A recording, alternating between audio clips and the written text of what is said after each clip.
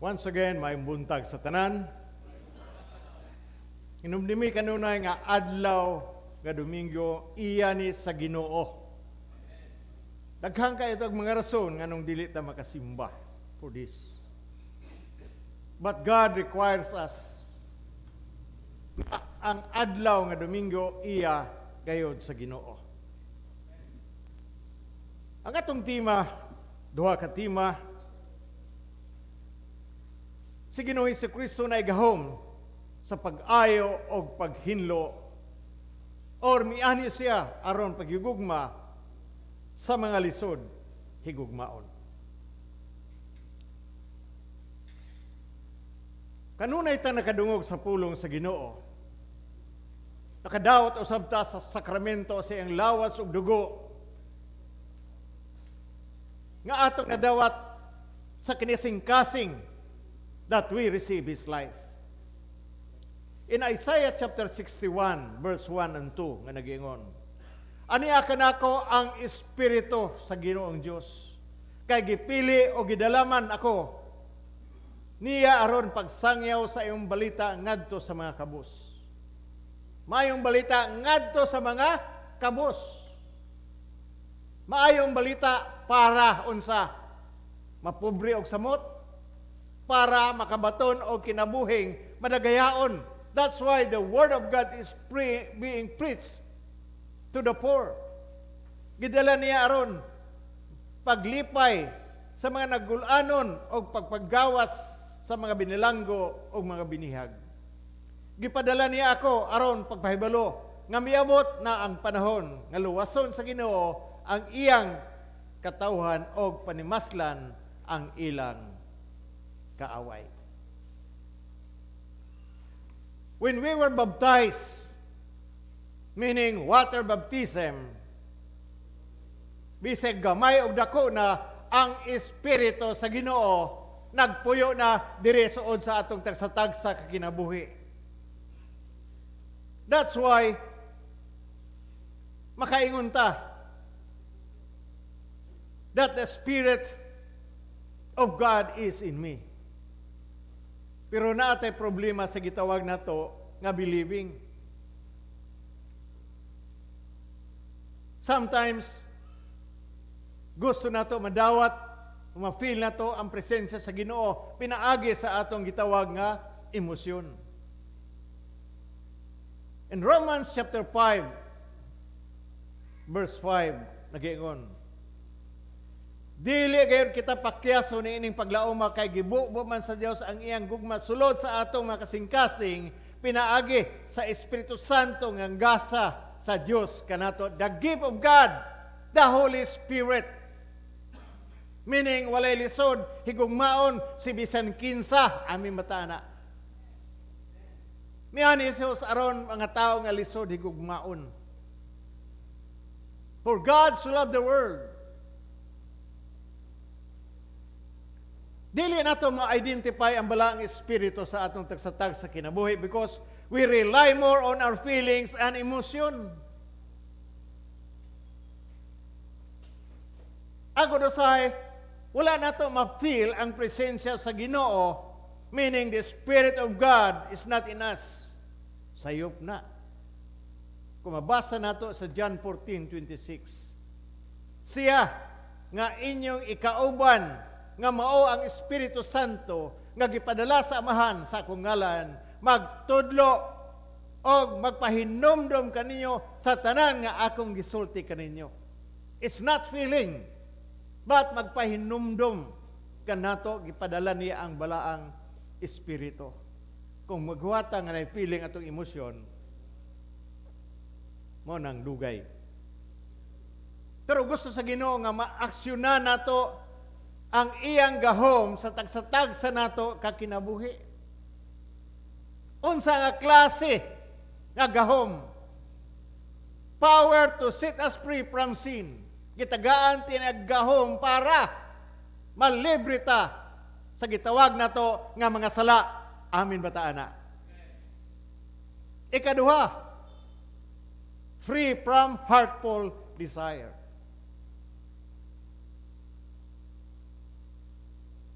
Ikatulo, free from fear and oppression.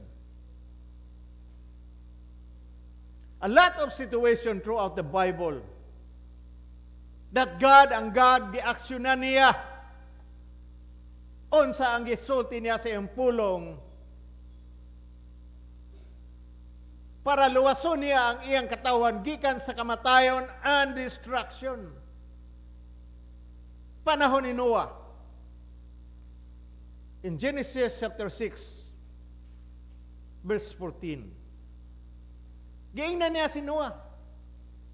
Busa paghimog arka gikan sa kahoy sa guper. Buhati kinig mga lawak og buliti og aspalto ang sulod o gawas ni ini. Nadari aspalto nitong unang panahon. Sabi natog karon ra. No? Paghimog arka, taliwala sa bukid giingnan si Noe paghimo og arka. Katong panahon na daghang kay makasasala og gisugo si Noe nga maghimo og arka. Unsa may pagtan-aw sa mga tao niadto? Buang gyud niyo. Agas kag imo og arka des bukid. Dito sa Mount Ararat. Unsaong pag-abot sa tubig diha? Sa mo gihapon na natay pagtuusay pero daghang gabi ay kanato. Gisugo siya sa pagbuhat og arka. In Genesis chapter 6 verse 22, gituman ni Noe kining tanan sumala sa gisugo sa Dios kaniya. Gituman aming bataana. Gituman sa Dios. Nagmatinud-anon si Noah. Like us. It is a message for us this morning.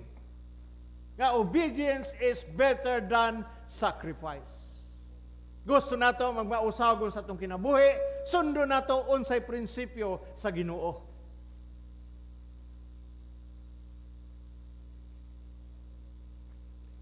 Og nakita nato, God spared the family of Noah. Giluwas sa Ginoo ang pamilya ni Noah gikan sa lunop of wickedness that spread the land.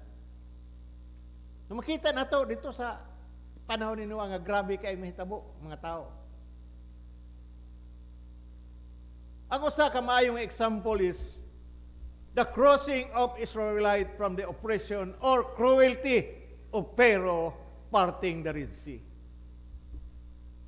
Giluwas gihapon sa Ginoo ang mga Israelita sa oppression sa kay-istrikto sa mga Egyptian ngadto sa mga Israelita. Giniabri ang dagat o nitabok sila. Pero unsa may giingon sa uban?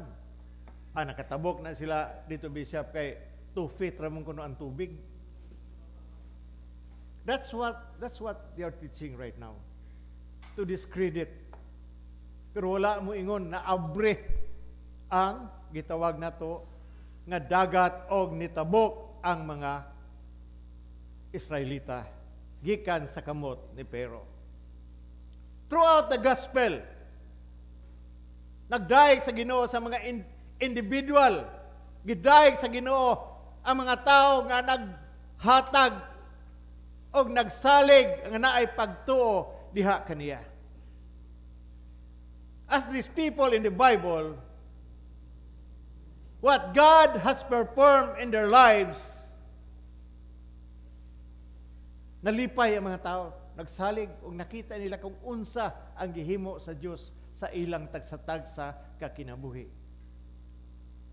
Dili lang ang mga magtutuo, but even outsiders, dili mga Hudiyo, mga pagano, who heard the mighty deeds of God of Israel. Ang Israel gamay kaayo nga nasod. Panahon sa Gira 1967, gitabangan siya sa 5 ka country nga naglibot kaniya. Syria, Jordan, Egypt, Saudi Arab, Libya, Iran. Gamay kaayo nga nasod. Tangke de gira lang sa Egyptians is 1,200 sa usa ka side. Pila ra ka buok sa Israel, 200 ra ka buok.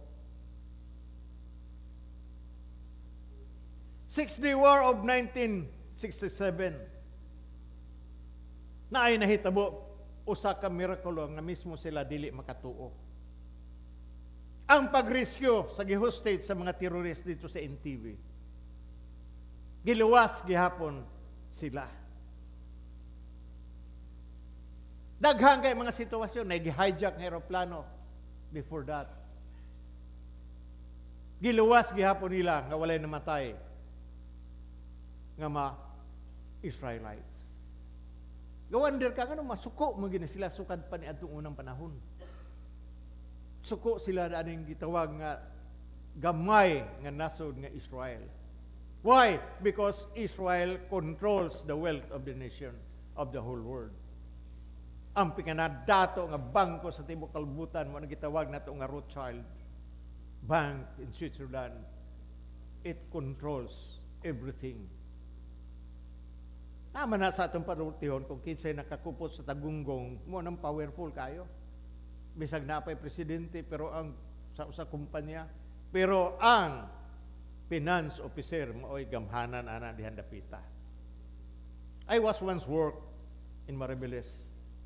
Na presidente, na vice-presidente, pero ang akong amo mao'y director sa finance and he controls everything. Miski ang presidente di kabuot niya, miski kinsa, taga-planta di kabuot niya. So mo ito akong amo. Siya report sa ako, sir, masuko man siya, wala na mahimo sa ako. Report sa ako. Mo akong gituman. So magyapon yung pahitabo sa kalibutan kung kinsa to nagkupot sa mga kwarta nga dako kayo, he controls everything.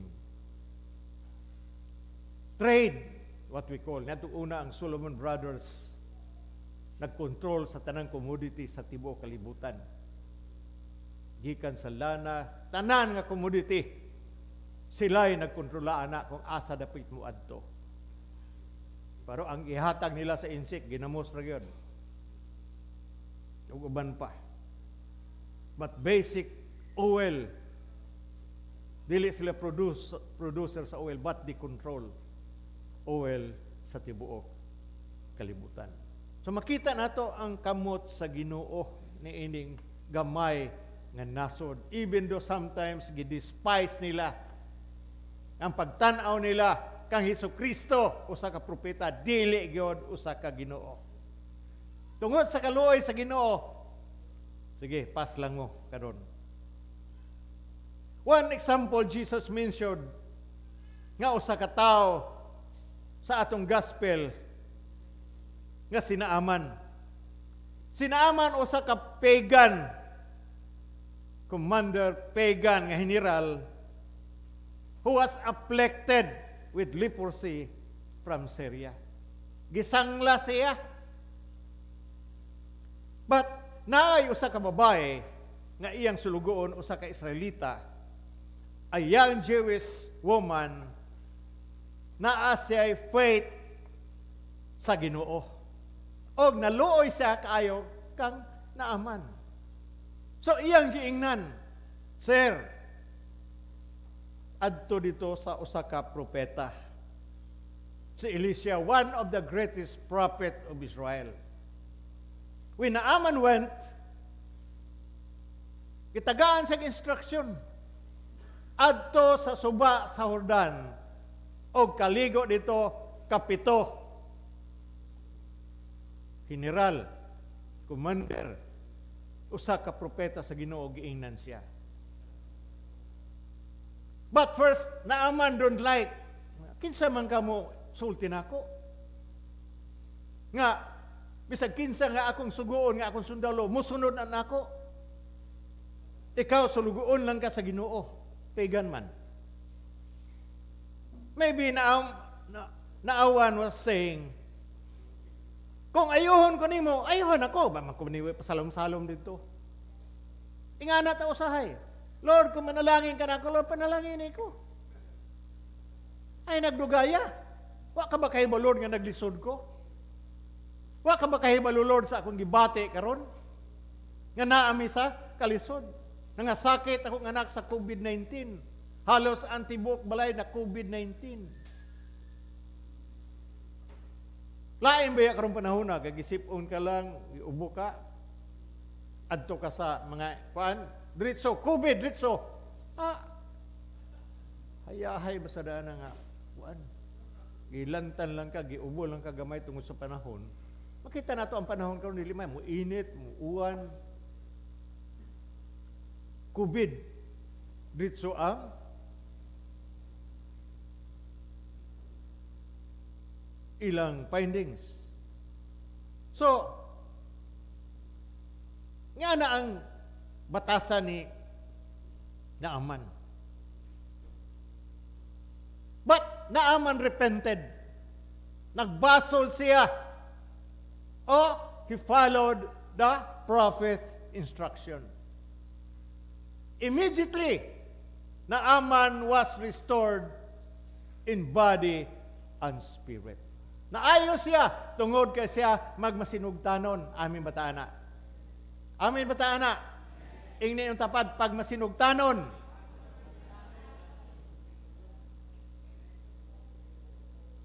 Natay problema sa finances, pag masinugtanon. Amin bataana. Ingni yung tapad, paghatag sa imong tithe o offering. Na. Bantay di lang mo hataga kay. Di ra ba gusto sa Ginoo nga bakakon? Sulti-sulti lang ta, pero imo binagisulti. Immediately he was restored in body and spirit. Ang kaayuhan niya Naaman, a miraculous healing at Jordan River. Usa kini ka misteryo sa kaayuhan which freely granted kanatong tanan, dili lang kang Naaman, amin bataana. Gihatag ni ang kaayuhan nato sa atong Ginoo nga Jesucristo through the regenerating water baptism and renewal of the Holy Spirit. Pagbunyag. Nabitaw mga tao ni adto ingon nga, uy, subunyagan na imong anak, pirmi man lang nagkasakit. Na-I sense na. Na-I sense na. Panultihon ni adto sa mga katigulangan. Sige kasakit ning mo na kay wa nimo bunyagi. O sa gingon sa Tito 3:5. Giliwas kita niya dili tungod sa bisan unsang maayo nga atong nabuhat kung dili tungod sa iyang kaluoy. Amin bataana. Giluwas kita niya pinaagi sa paghugas kanato aron kita mataw pag-usab og makabaton og bag-ong kinabuhi diha sa espiritu. Water baptism usa ka importante kaayo. Significant ni bahin kang Naaman. Nga naman, paghugas sa iyang kalag o paghugas sa iya physically og naayo siya. Maguna-una ka ganun, paadto pa mo ni Jesus dito. What's wrong? Kaya man niya. It is significant. It's what we call water baptism. Munang usahay, na dili na to walaon, na dugay na to bunyagan ang atong mga anak. Kaya magseminar pa man. Pagseminar, mga igo, magkita ng pagseminar. Sa kung saan ni muglihay. But it is our obligation. The entrance of a child to the kingdom of God. Amin bataana.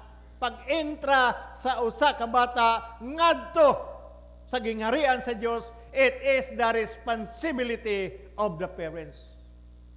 Usahay mo ingon ta nga, ay sige wa tay gasto. Ha? Sa may labot anang gasto. Kusog ra man mga ni maninoy ug maninay. Way gasto hay. Basta dalo na to sa presensya sa Ginoo ang atong tagsa-tagsa nga mga anak. The Lord Jesus wants to renew sa atong tagsa-tagsa kakinabuhi ang gasa sa pagtuo and regenerating power of baptism and the Holy Spirit. Muna nakita nato. John chapter 3 verse 5. Si Jesus mitubag, sultihan ko ikaw, walay makasulod sa gingarian sa Dios, gawas ko na tao siya pinaagi sa tubig o espiritu. Amin batana. Now, to those people nga wa pa mabunyagi inyong anak, paningkamot mo nga mabunyaga na. That's why mga masakiton na ay sense ni ang gihimo ni pahimo ni Naaman. Pahimo sa usa ka propeta kang Naaman. Tusnob dito kapito. Para sa gyapon ada ako mabunyagan akong anak kay way gasto. Don't worry about that. Kinahanglan na. Kay that's one way the symbol. Verse 5 once again, si Jesus mitubag sultihan ko ikaw wala makasulod sa ginghirian sa Dios. Gawas ko na tao siya pinaagi sa tubig o sa espiritu. Except a man be born again, he cannot see the kingdom of God. Usay dili ta kasabot. Ngano man pagbasa sa Bible, wala man ta ma-born again, wala ma-regenerate ang atong huna-huna sa espiritu sa Dios. Agon magbasa tag Bible, dili ta kasabot. Once you read the Bible, especially the book of John, diya magsugod ang kinabuhi.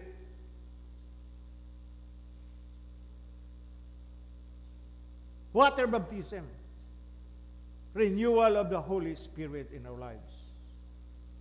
So kung wala pa ta mabunyagi, paningkamot. Wala kay ipalit og litson, abaka na lang. But that's not important. Importante sa ato na like na Naaman, we are cleansed from our soul. O giayo niya ang tanan natong mga balatian. 2 Corinthians 5:17 it says, if you are in Christ, you are a new creation. Kung ikaw na hiusa kang Kristo, bag-o ka nang nilalang. Amin batana. Bag-o na ang tagsatagsa kanato. Inyo ang tapad, bag-o ka na. We are new in Christ. Sama sa usa ka bata nga bag-ong panganak. Nga wala tay past. Usahay, hinumduman pa man nato atong kagahapon. Ang yawa may nagpadala ng huna-huna sa imong kagahapon. It's not God. Why? Because the Word of God says there's no condemnation in Christ Jesus. Ang nag-condemn nato kanunay mao sa Satanas, makakasala ka, di ka dawaton sa Ginoo, moadto kang impierno. Ay napagsimba-simba diha, kaway mo mahimo. Those are the voices of the world. Those are the voices of Satan. But God says, come and worship me so that you have life more abundant. Amen ba ta, anak? Mukha ng Ebanghelyo, gihangyon tanan sa pagpanindog.